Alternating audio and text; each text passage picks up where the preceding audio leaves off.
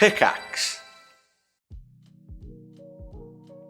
Hello, everyone, and welcome to our post-campaign wrap-up lo-fi beat conversation with the entire cast and crew of Wyldacre. I'm, of course, your DM for Wyldacre. My name is Jose. You can find me at DM Jose G and all those other fun socials. We'll just go around, introduce everybody. We got Ryan, of course.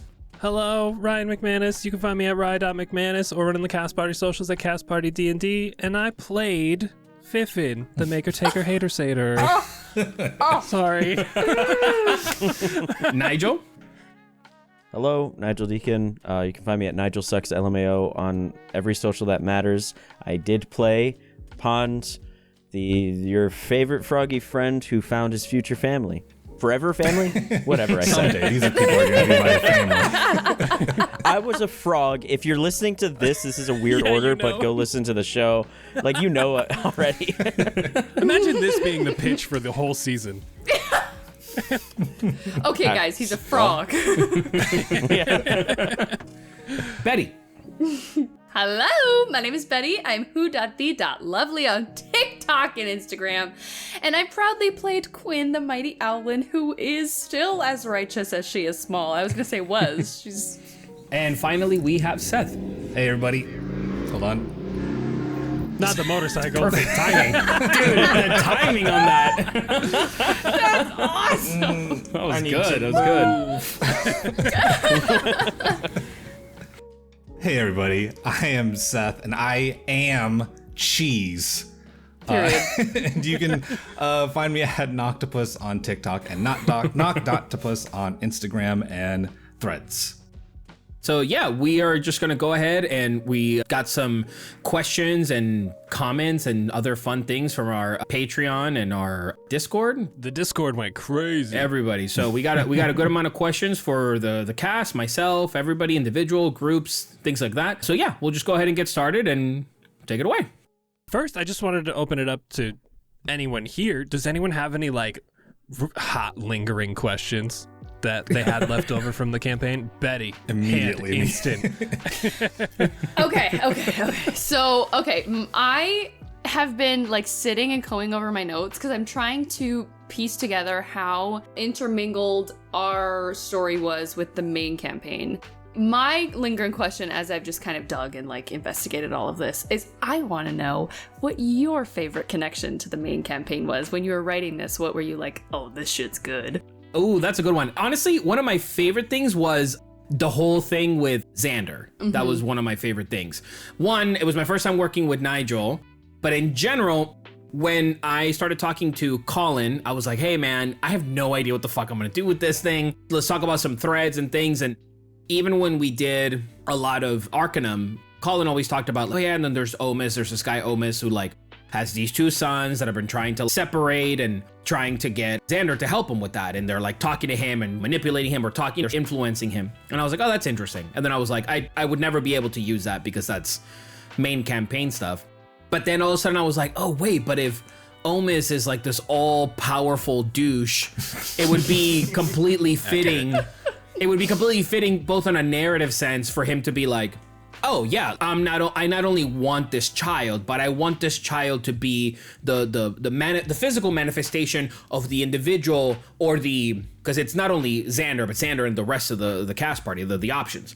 So I want this kid to be Xander, and I'm gonna dress him like Xander, and and I think it's also a bigger conversation, not that I went that far and thought about it, but it's also a bigger conversation about what the whole thing about this campaign was, which was family and raising kids and responsibility of raising kids, and then just raising somebody to be your puppet for things versus raising a kid because you just have no options. So we should specify, because we're in the wrap up here.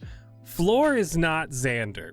Correct. To throw it out there. Yes. I love that one. Every listener, every Discord member, everyone knows. That's so good. Floor is not Xander. Floor is an embodiment of Xander that Omis wanted to portray because Xander killed his sons. Exactly. And these events are happening in a way almost in tandem. So they're just happening right with each other, but in different planes of existence. So essentially it's just that thing where if Omis can get his hands on the real Xander, the Archfae's whole thing was that he was like, I just want a kid that I can give everything to, because isn't this world so crazy and kooky and wonderful? And then it's like, yeah, but it's also very corruptible. You can be a really bad person about it. And then Omis goes, great. Then if you can bring a kid here to this world and I can help in that and I can facilitate that, then I will claim that one. Thank you. Perfect. And I will do, I have my own plan for it, and he shall be known as Xander. And that was pretty fun. Yeah, so that was just like a fun thing. There is actually just a listener question while I'm scrolling through this that kind of matches up with what we're talking about right now from JJTZ4224. Can we get a timeline of main campaign versus Fables? Arcanum happened 100 years before main campaign, but I'll leave it up to Jose to describe Wyldacre. Yeah, Arcanum was 100. Wyldacre is essentially within that range of, if it's happening in campaign now, it's either happening as it's going or it's just kind of like lingering in the background, but it's essentially within the same playing field. So we could run into him. Yeah, in a way. Potentially, if you really think about it, it's like, wouldn't be out of the realm of possibility for the options to hear of Markar, if you will, like the Night Song. Like that wouldn't be too out of the realm of possibility. But I also really needed it to be a thing where we can't be so tied down to the main campaign about it, because then it becomes too much of a, I have to get a lot of my facts straight, and I'm not caught up fully, right? I know a lot of what's happened because Colin just unloads information on me, but I also have to play it safe, and I also don't want to play it where it's like, continuity's sake, this happened here, and then this happened here. So in a way, it's just happening within the same sphere. It's a branching timeline off of our main storyline, if you will. We did have two connections from in Wyldacre for main campaign, one smaller, one bigger. One was Fiffin's magic item gift to Pond was his tape recorder. Oh, yeah. He found one of Sebastian from main campaign's mixtapes, which in main campaign, Sebastian gives a mixtape to a little Fey fairy, and she just whisks back to the Feywild. So somehow he got a hold of that. And Nigel, can you give Pond's backstory? I'm so excited. Yeah. So the original thought behind Pond was like way early on in Cast Party. I think probably like, I don't even know, episode like 10 or something. Between episode 10 and 20, I think. It was a moment where everyone was doing a long rest, and Xander was the one that woke up when a group of Grung had come to kind of steal from them. And so he caught them and was like, what are you doing? What the hell are you? And tried to like befriend them, and ended up giving them a donut. And then that was like, when those Grung went back to the Grung village, they told the people of this multicolored human that gave them a super sweet treat. Pond heard that and got to try like the remnants of the treat and was like, I'm going to find this person and I'm going to be their friend because I don't like it here and I want to be away from here. Left the family, left everyone without saying a word, got lost in the woods, ended up in Wyldacre. That's a I good freaking story. love it. That does actually lead to a question from Sid, which is, what made you pick your characters for this, and what inspired them as far as like their backstory? What made you pick the race, the class, any backstory elements that you might have thought of or brought into the show? I'll start just because I was already on Pond. A frog bard sounds just so adorable. Like I love frogs. I have my most recent tattoo is of a, I guess it's a poison dart frog. It's an indiscriminate orange frog. And I love those weird little critters. And I thought bards sounded like fun. Grungs are not built to be bards. Like they are barely a race. Like they're barely even in like the list of races. They're added in as homebrew content that was like a winner in some contest or something. And so D&D Beyond was like, ugh, fine, we'll put it in. And Perfect. But because of that, they're not super balanced for like anything. And they, I guess, are probably best for monk because every single punch you do adds on that chance of poisoning. Or doing poison damage at least. So I was like, I guess I could do that. But I was like, no, Bard makes sense. I like the idea of just the most tragic, most adorable character. I remember when you were first creating Pond that we were in a call and you were like, I found a voice that I could do, and I really like it, and I'm gonna build a character around it someday. Was that Pond? It might have been. Because I remember you said it was so cute, and I mean, that's just Pond. It's good. It's good. Very possible. Very possible. I have been known to build off of a weird detail. Like I've written stories off of just like a tagline that I wanted to put in the story somewhere. It's like I find one thing and I'm like, I can build something around this because I like it enough. Hell yeah. See, I'm a little bit different. Like when I am coming up with a character for one shot, I have different modes. If it's for one shots versus limited run things versus longer campaigns. If it's a longer campaign, I'll try to make something that would be useful in a party to play with for multiple years. For like one shots, complete bullshit character, I don't care. But for like these sort of shorter run campaigns, I try to pick one thing that I want this character to be able to do or have, and I'll build the entire thing around that. So I have one character who's all about AC. All I care about is AC. I think I'm having him at like 25 right now. Sheesh. And so when I was thinking of Cheese, I was like, I want a character that can run forever and ever and ever and will never ever stop. And I didn't want to be a Tabaxi. I think everyone's first thought for a movement character is a Tabaxi. I didn't want to be a Tabaxi. And then I saw in D&D Beyond that y'all had bought the dog source book. Yep. And I'm like, well, Can't be cat, might as well be dog. have to be dog, and it couldn't hurt And it's to just ask. perpetual zoomies. It's perfect. Yeah. I did the math for it too, and it was like, oh, Cheese is going so fucking fast. But like I did the math and it's like he's only going like 30 miles an hour. Like Only. Okay. I know, but like I could get in my car. My Honda does that. Yeah. Well, okay. So, did you know that if a human were to try and run that fast after 24 miles per hour, their knees would explode? Like it's just like the science of your physiology. If you run faster than 24 miles per hour, your knees explode. That's crazy. I've only run 23 miles an hour, so I'll have to see what happens. I hit a hard 23. You gotta tone it down, Jose. Yeah, I gotta stop, man. I can't keep pushing it. That actually is pretty crazy. I'll go quick because Fiffin's easy. I love artificers, and I wanted to play one in a longer form campaign. They've always been one of my like favorite classes for the flavor and just the fun little intricacies you can do with them. And I love being a little tricksy guy, and that's how Fiffin came about. Betty! I love that Fiffin's story is just like, I wanted to be mischievous. Yep, that's pretty much it. Was born. I guess I love that Fiffin's his inventions weren't like metal based. You know, you think artificer, you think steampunk, you think like bronze and copper and steel and all that. But like, it was so challenging. That was the one thing that I was worried about going into this because, like, I mean, we're in the Feywild, but that means I can do anything with whatever I can get my hands on, really. Like, there's no limits in the Feywild, so it was fun getting to flavor all the spells and items and stuff. Quinn was like, I usually play casters. I'm a big magic user. I always made magic users just because why wouldn't you? Magic. Anyway, and so marshals for life. I know, I'd never played one, and so I wanted to kind of challenge myself to play a martial character, and paladins are kind of cheating because they do still have spells, but I wasn't feeling that adventurous, so I was like, I'll do a paladin. And I've always really loved like the structure of an owl is so cool. They're just such a fascinating animal, and I was like, I wonder if that exists, and then it totally did, and I was very excited about it. And like the stats reflected all the coolest parts of an owl, right? Like they've got like proficiency, or maybe they've got like advances to stealth, and like it's just really, really cool build to build off of is an owlin.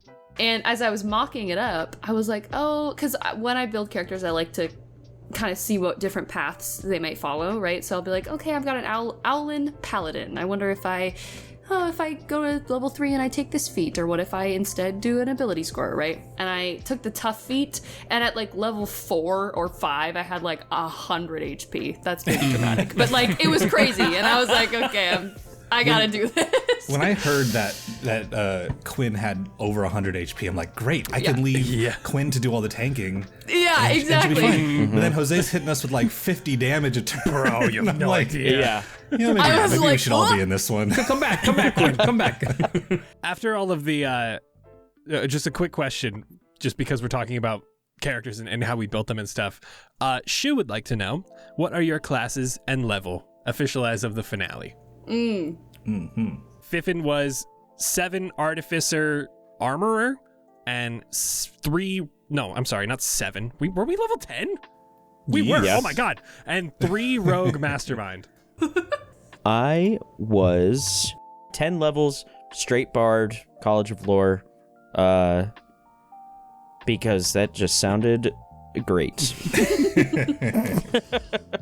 And it really, really helped with all of those stunning spells. I was gonna say, Seriously, Yeah. dude. Con came in clutch so often True. with the incapacitating spells. I know, that last fight wasn't even fair. We were just wailing on that Hydra. Don't tell Jose. You're gonna make it harder for the next team. Sorry. Listen, sorry. okay, but here's the thing. If we didn't have those stun spells, like, We would be We'd dead. be dead. how We'd would be we dead. do that?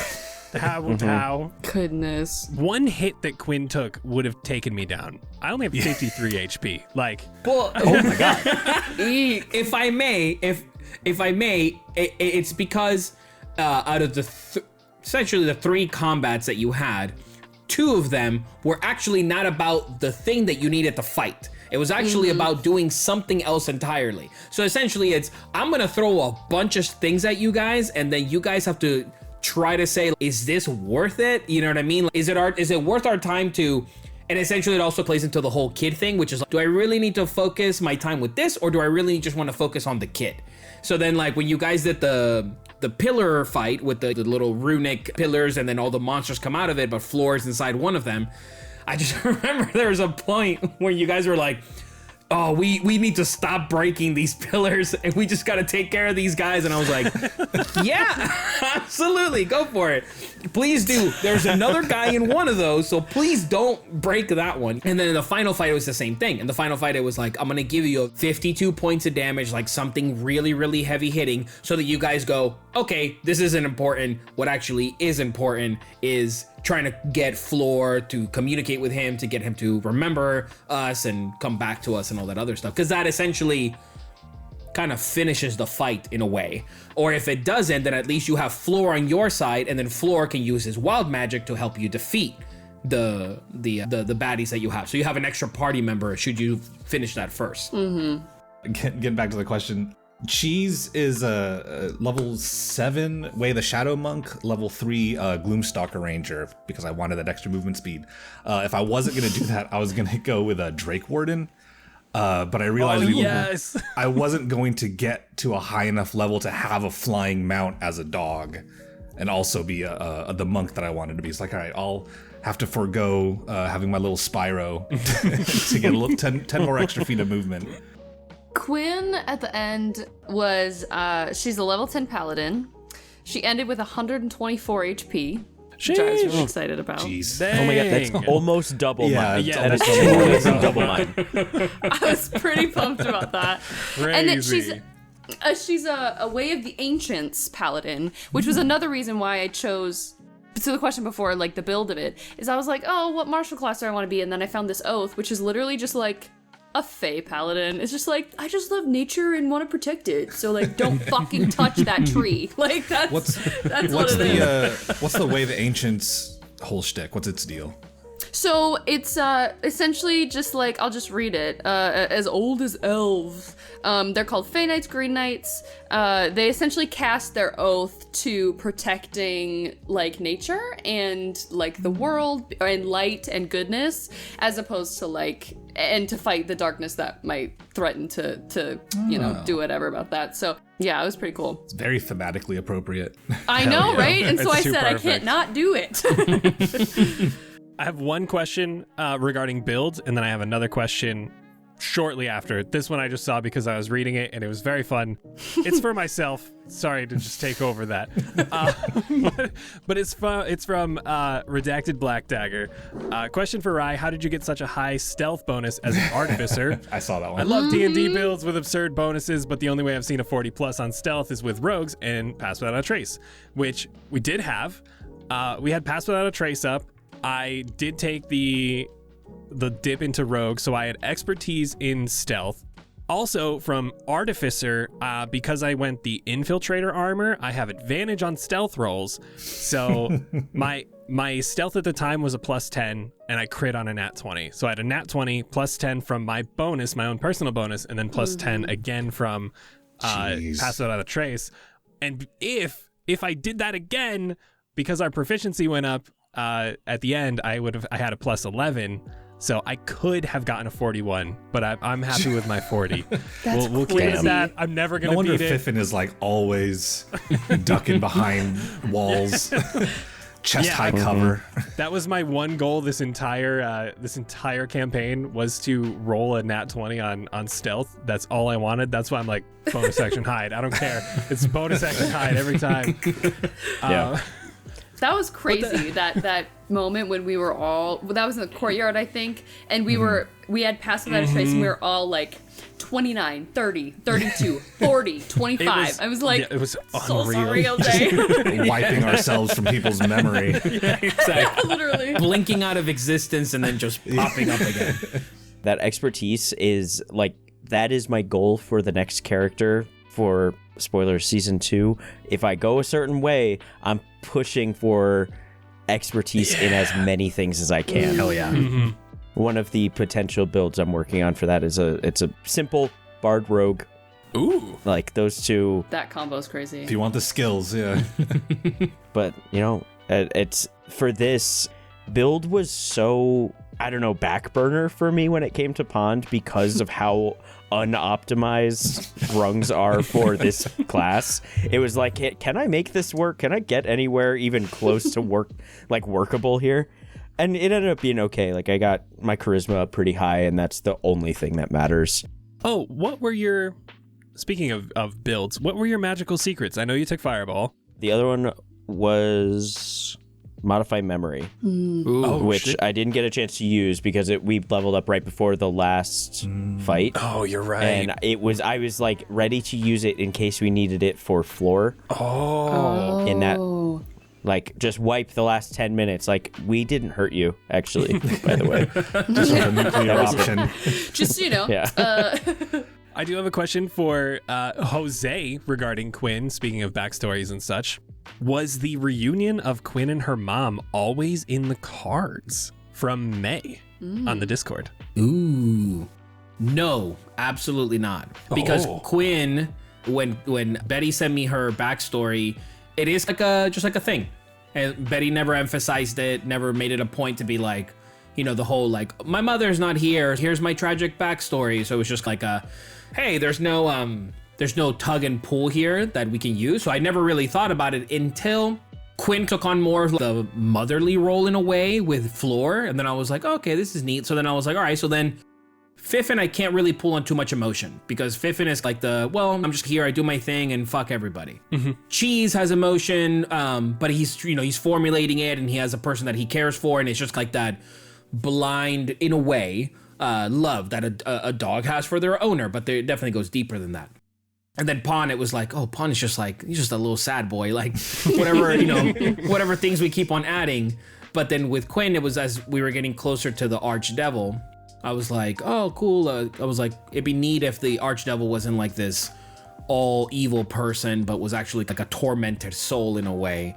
And if this is anything, the Archdevil is actually, this is just Jose being Jose about it, the Archdevil is actually the remaining body of our bad guy from Arcanum. The last entity fight thing that they encounter, which is some devil split with humans, split with the childlike anything. I caught that. Yeah, I know you did, because in that moment when I said it, I remember describing it, and Ryan very specifically went, oh, like he was just kind of like, oh. I remember that. like, oh, Because I was like, what is everyone getting that I'm not getting? Just smile and wave, boys. we met the Archdevil. We went and we did the pillar fight to get Floor. When we came back, the name Sorene was dropped, and that's how it all Right. So all essentially came just a creature trying to figure out itself. But anyways, then I thought, okay, so then to visualize, if you will, a humble creature, I was like, what if just all the animals of this place love the Archdevil, and it's not because you guys went into it going, okay, Archdevil, okay, here we go, time to fucking get serious and put our dukes up. But then no, not only are all the animals grateful to the Archdevil for fixing them and completing them, but the one animal that sort of started it all was Quinn's mom.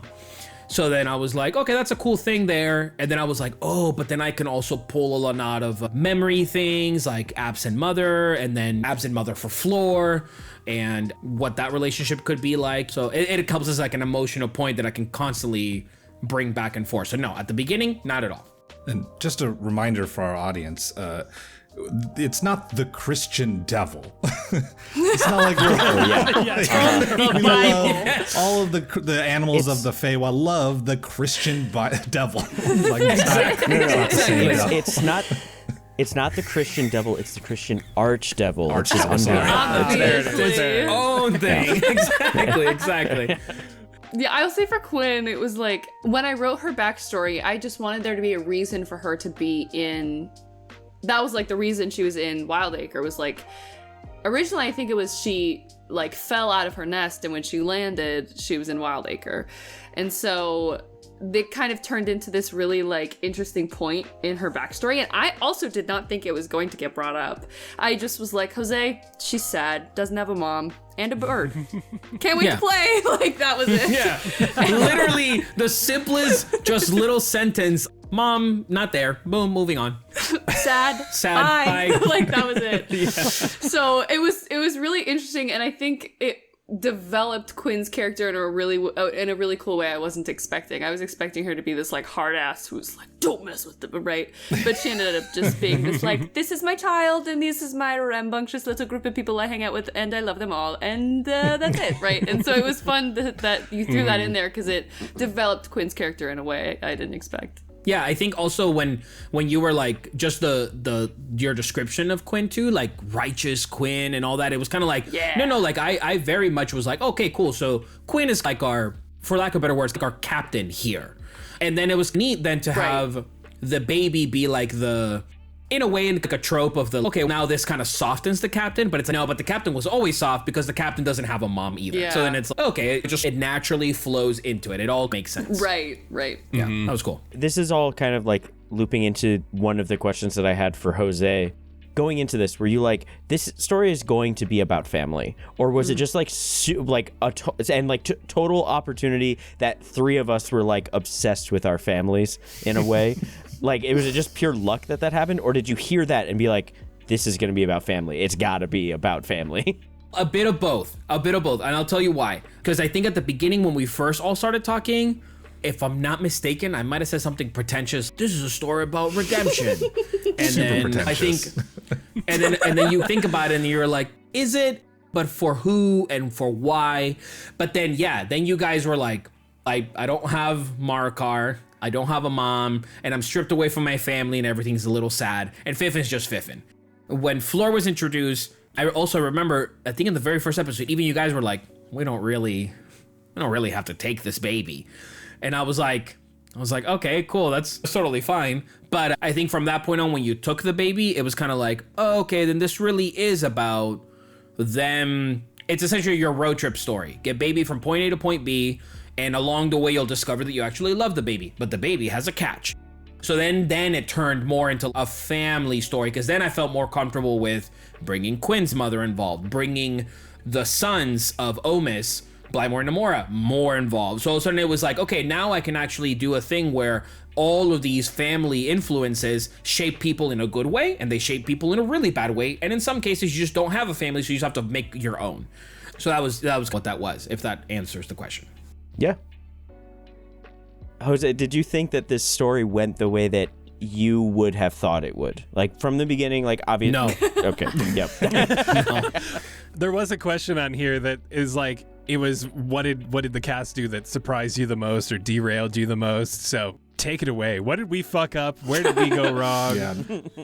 No, I'll say that it wasn't so much you guys. It was just like me figuring out constantly what I wanted to do with it, because I also went into this adventure a little bit more loose with it. If we're in the Feywild, we will throw things that everybody's adjusted to. So we'll give you a pie eating contest that's in the south, but it'll be with fairies. You know what I mean? Things like that. We'll give you the big bad that is actually has a heart of gold, but is tormented. You'll give all these sort of like familiar tropes, but as the overall story, if you will, I was just kind of like, let's just see how they go with it. The only thing that I really knew that I wanted to do was I needed to have Floor be this very prominent figure in your guys' lives that then towards the end, when essentially Omis, as being this higher than God person, corrupts him and takes him away. So it's kind of like, I will be forcing your hand and I will be stripping the baby away from you. So I have to really try to develop the story. So in a way, at first I thought you guys put Floor to sleep very quickly.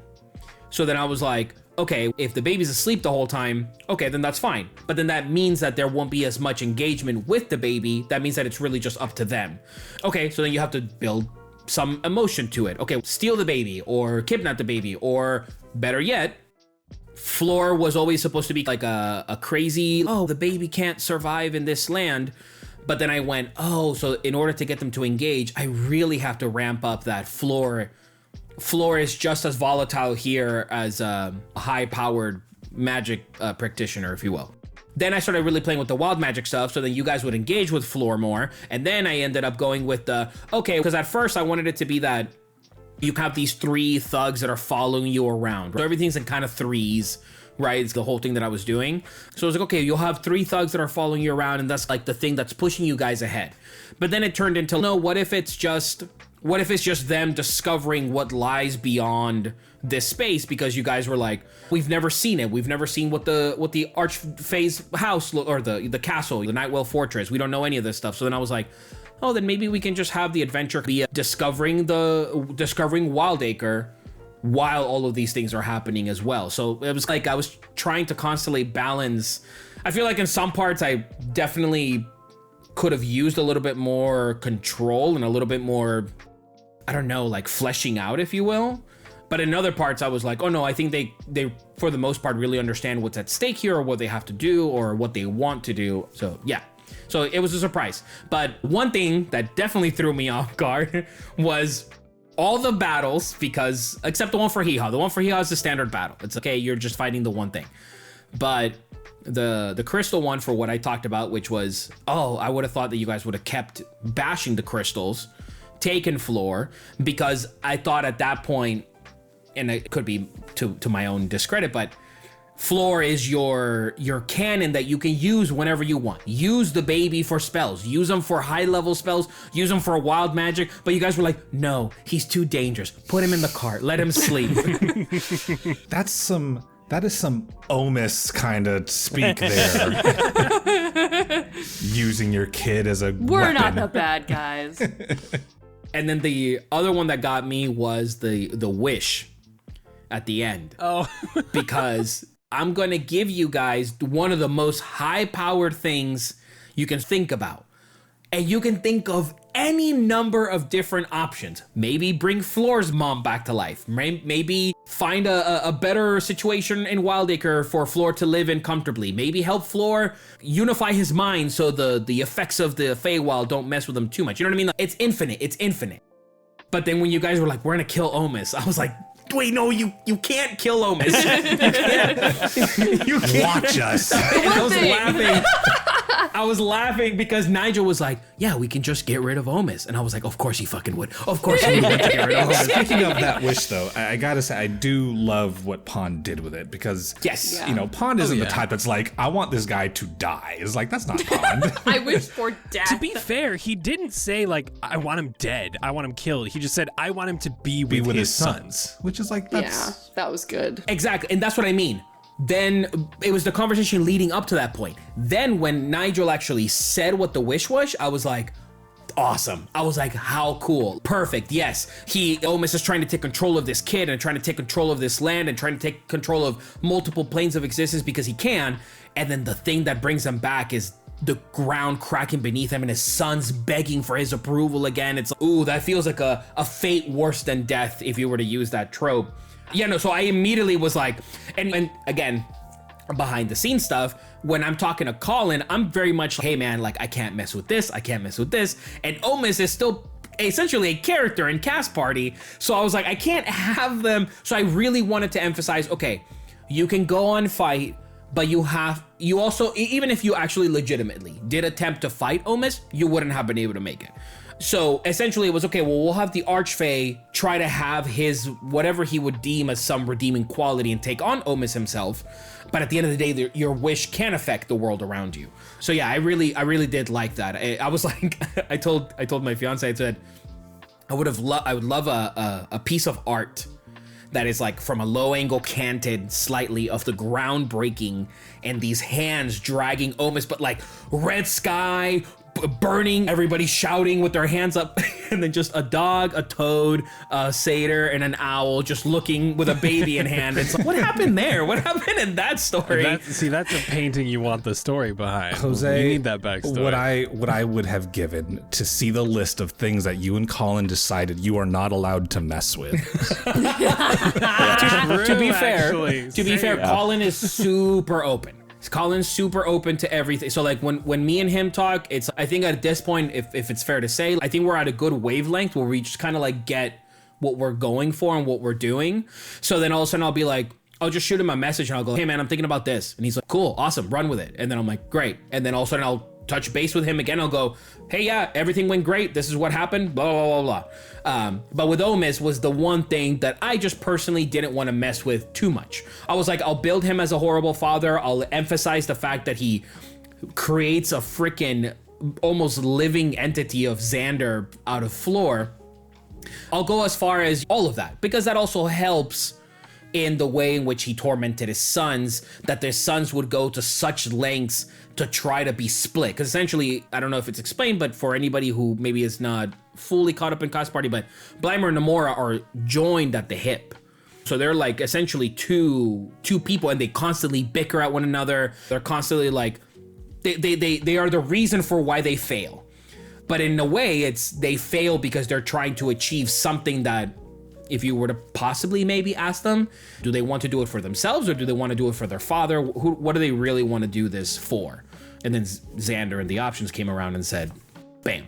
I will say that the wording of the wish was super intentional because of like everything that you just talked about, like Omis still being a character in Cast Party, and the kind of like, the thought that I had was like, I want Omis to be away from the fight.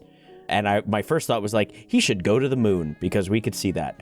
And that's far away probably. But it's also the Feywild, so maybe it's not that far away. So I was like, okay, let's change this up. And somewhat selfishly, because like Xander hasn't interacted with Omis, but Blightmore and Namora were in like this ethereal plane. Like it was, I don't remember what exactly, I think it might have been the astral plane that Colin had described it as. So that's where Blightmore and Namora had been killed. So I was like, if we can just like be brought there, he's going to be very far away from the fight. But like the way that you painted it was so like, so much more perfect, because you made it seem like it was this like tormented pull into this darker side of everything, where my original thought was just like, be away from here, go somewhere else.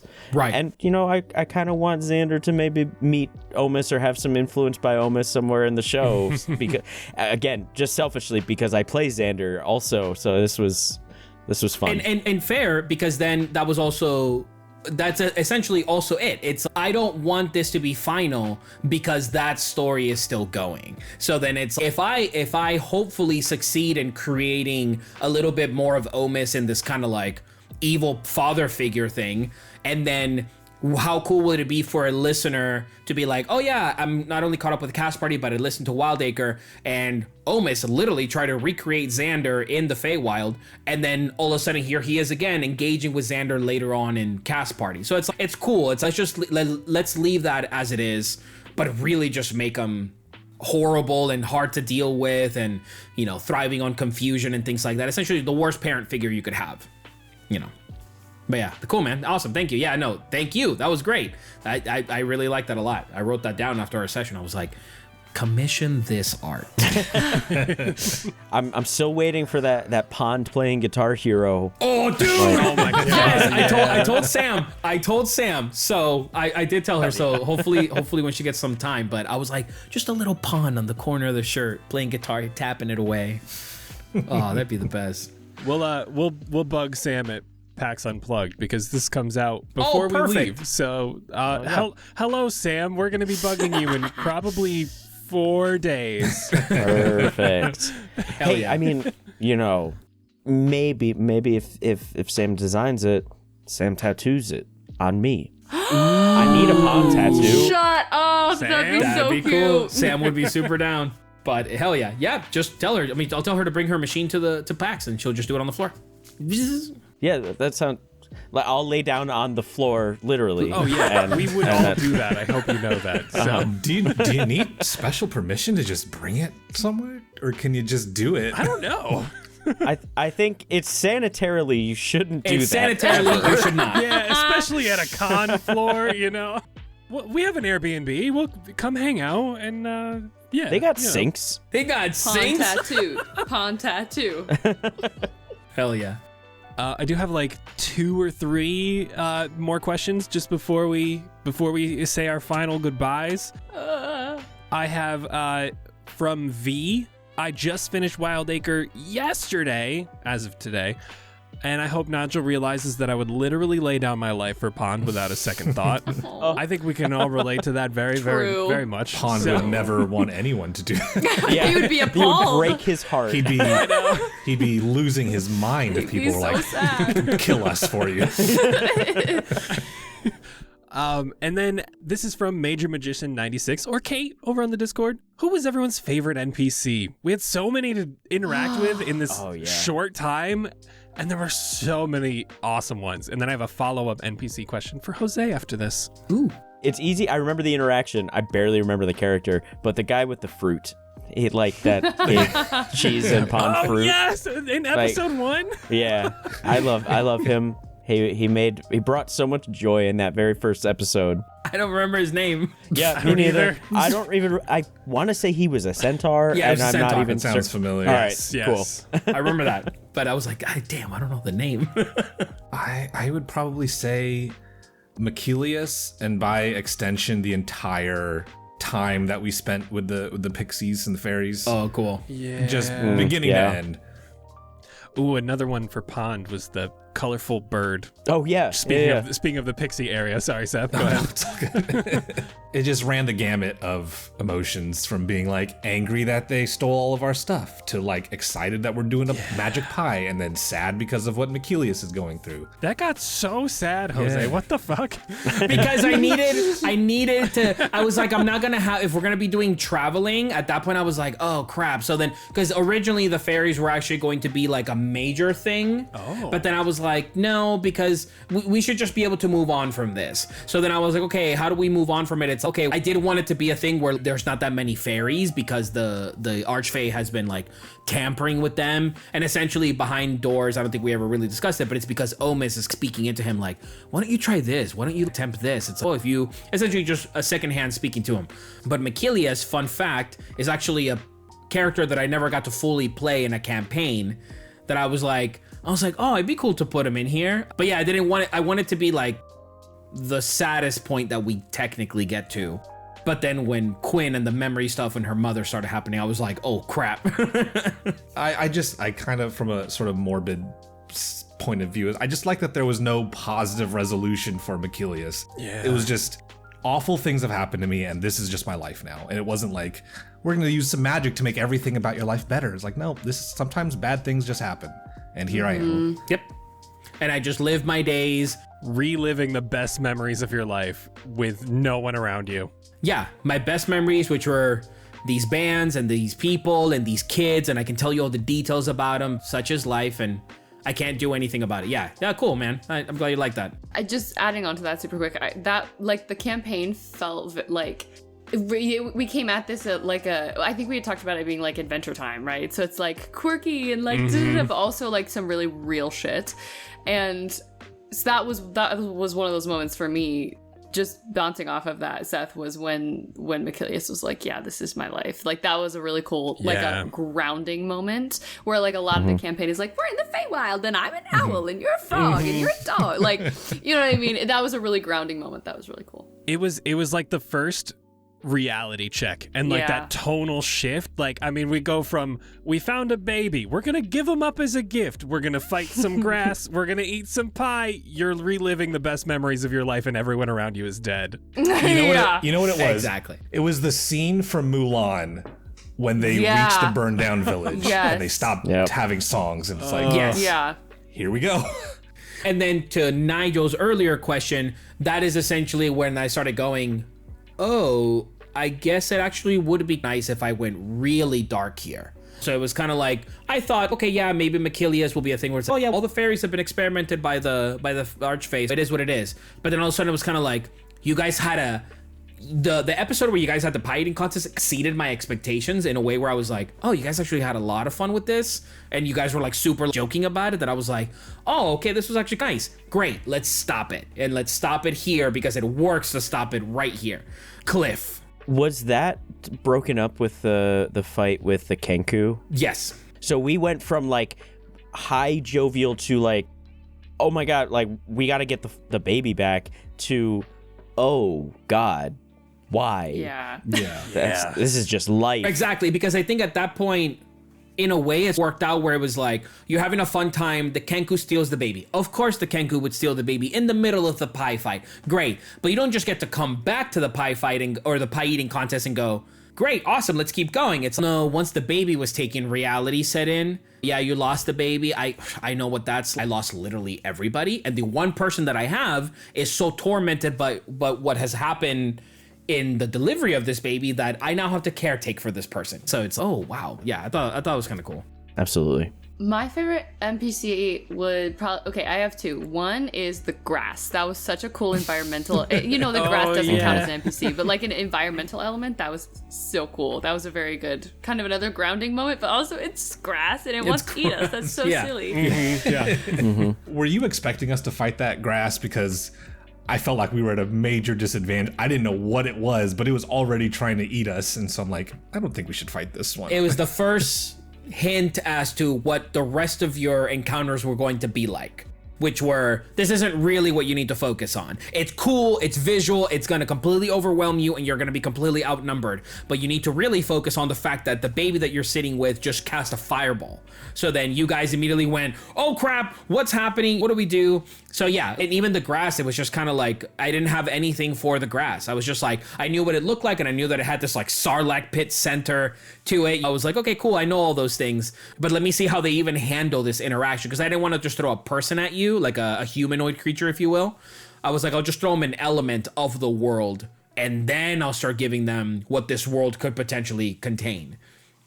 It would have been good if we picked up on the hint that there are other options besides direct combat, because we did not. We just every fight we were like, we must kill that thing.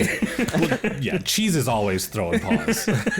That's what I wanted to do with this campaign, because I think in Arcanum we went definitely like, okay, you're fighting this person because of this thematic point, and then you're fighting this person because of this thematic point that all leads to the final battle, and then you're like, okay. But in this one it's kind of like, okay, we'll fight this little thing and see how you deal with it, and then I'll give you your only like standard battle will be against Hee-Haw.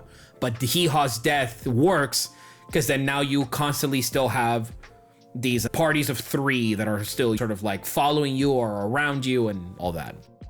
Betty, who's your other? My other one was, I've literally been sitting here this whole time trying to think of his name, but the shopkeep. Pert! Oh, yes. That is also mine. Is it really? Yeah, Jose, that's my favorite NPC you've ever given us. I hated him so much, but oh my God. Fiffin hated him. I loved him. Yeah. He was such a goofy little guy. sometimes when you're DMing, as many of you probably know, you sometimes don't really know how far you're going to take an interaction or how far you're going to go with something. But you guys were still like, Pert was definitely like the inciting thing, the situation, a way that was like, hey, here's this baby and I don't want to take care of it because it was given to me. But just how much you guys responded to him at first, I was like, oh, okay, maybe he is at the end. He's at the celebration as well. And he's just vibing and he's just kind of like, fate happens and now I'm here too. And you're like, not you. Like, out of all the people, all the characters in this freaking thing, you're here? I have a follow-up for that, Jose, actually. This one is from K013 over on Spotify. K says, thank you everyone for another amazing miniseries. Question for Jose. During the DM prep stage, how much planning do you do into NPCs and their voices as well? So like regarding Pert and like all of the favorite ones, are they, I know you said that Pert was just supposed to be a little shopkeep and then there he was at our final celebration and being a pest. Ooh. Pert I thought about a good amount because I was like, he has to be somebody completely incompetent and not able to take care of this child. So then if you guys even thought about leaving it with Pert as in like, hey, we'll leave him here and then we'll come back, I was like, we really have to establish that this person is not qualified at all for this. So then I just played onto the tropes of very dumb and the speech is not as eloquent as it could be. Just a lot of these very stereotypical tropes. Mikilia's, I always just thought it was hilarious because I wanted to play that character. And I played him for a session with a friend, but I was like, wouldn't it just be funny to have a fairy who is this sort of encompassing body of, in a way, the fae and magic as a whole, have a southern accent? That sounds so ridiculous. It's perfect. And then it also worked out because then from his accent is when I went, okay, so then what are the southern fairies doing? The southern fairies are having a pie eating contest. Of course they're having a pie eating contest. The centaur in the beginning, again, was just supposed to be like an NPC. The Archfey just wanted to go more regal. So I think voices I always try to think of way beforehand because it's neat because then you build off of that. You build off, okay, if they talk like this, what does their voice showcase about them and how their world around them acts? So it's like, how do people respond to Omus's voice? How do people respond to the Archfey's voice? And then Yermo, who just, and of course, because they're all my favorite, but he's probably my favorite NPC. But it's because Yermo was a character that I knew from the beginning. I was like, oh, that character's in the story. Just, I wanted him to have like a not heavily Spanish accent, but something in there that's like, ooh, there's something mystical about this creature. And I very much went off of Pan's Labyrinth. So his name is Yermo because of Guillermo del Toro. So that's essentially what that is. Fun. Yeah, so I just, all of my NPCs, I always think of them beforehand because I'm very much, I have to think about what they're going to say and what they're going to do and how they're going to act. So then once I had Yermo, the second one was Mikilia's, and then all of the sort of bigger ones followed. And then once I had all of them, then I go into the minute details. And then sometimes I'll even just put like I'll just have a sheet where I'll just put like wherever the location is that you guys happen to be at the time with just 5 predetermined names, races, class, sexes, whatever it may be. So then all of a sudden if you go to the bar and you're having a good time prior to going to the tavern, let's just say, for example, if you're having a good time, then maybe I'll give you an NPC that's a little bit more direct and not as fun. So then it changes the tone a little bit. Or perhaps you go into the celebration where everybody's actually mind controlled. It doesn't know what the heck is happening. So yeah, I'll think about it as much as I can, but you can't really spend too much of your time thinking about it too much. Because sometimes you might not engage with these people or you might engage with them way too much. All right, everybody. Well, that is all I have for everyone. But I just wanted to take a second and thank you all for putting on one heck of a show. It was so much fun. Thank you, Jose, for DMing another incredible story. And thank you, Nigel, for breaking out from the main campaign and joining us for a little Fables. And thank you, Betty and Seth, for joining us out of nowhere and trusting us to set up a comfortable space for you all to build these awesome characters and truly show your emotions and again tell this super fun and interesting story. Interesting in a good way. But seriously, thank you guys so much. It's so much fun. And I lied. One of the last questions is, Betty and Seth, would you ever want to come back for another campaign? Yes. What kind of question? Yeah, of course. Listen, I had to throw it out just in case, all right? What if I was just like, no, never again, Ryan? Yeah, this would have been a really awkward way to end if Seth was just like, sorry, guys. Well, I know the Discord loves you. All of our listeners loved you guys. Wyldacre was so much fun. Wyldacre, at the start, kept up with the main campaign's download numbers. So it was a big jump for a side story with Jose and everything. It was very awesome. It was very cool to see. Yay. Thank you. Thank you. This was so fun. My favorite campaigns all time. Oh man, Jose, you wanna sign us out there or? No. All right. I don't. Thank you so much, guys. Truly, I don't know if Ryan, you want to keep this in here, but just in general, I'll just like to interject that without giving too much, this past year of my life has both been the greatest year of my life and also one of the craziest years of my life. So just in general, that you guys would put up with crazy stories. And I know at some points it was confusing and I know at other points it was very fun, whatever it may be. I'm just glad you guys stuck through it. And I appreciate you guys playing with me and together and all that. So thank you. Thank you very much. And now I'll give the outro. Okay.